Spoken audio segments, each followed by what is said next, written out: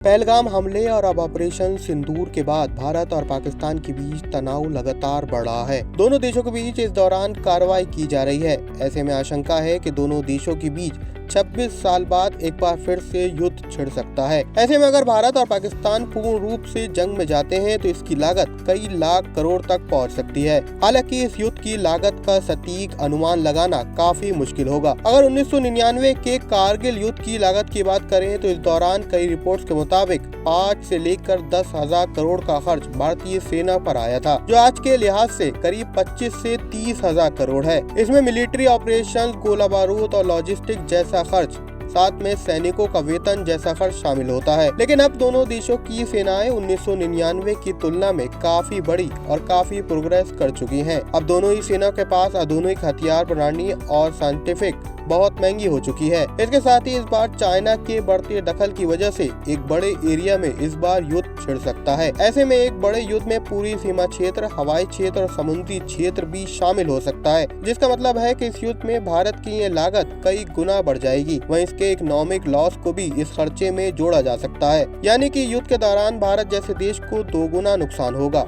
अप्रैल 2025 में प्रकाशित एक अनुमान के मुताबिक अगर भारत और पाकिस्तान के बीच युद्ध छिड़ता है तो भारत को 62 लाख करोड़ का आर्थिक नुकसान हो सकता है। यह आंकड़ा युद्ध के कारण होने वाले व्यापक आर्थिक क्षति को भी नुकसान दिखाता है। इसमें न केवल सैन्य खर्च है बल्कि दूसरे सभी इकोनॉमिक एक्टिविटीज को भी शामिल किया गया है। एक दूसरे अनुमान के मुताबिक अगर 42 दिन युद्ध चलता है तो भारत को इसमें लागत कम से कम 50,000 करोड़ तक आ सकती है। इंडिया और पाकिस्तान के इस हालात पर आपका क्या कहना है, हमें कमेंट सेक्शन में जरूर बताएं। फाइनेंस और शेयर मार्केट की दूसरी सभी खबरों के लिए पैसा लाइव को लाइक और सब्सक्राइब जरूर करें।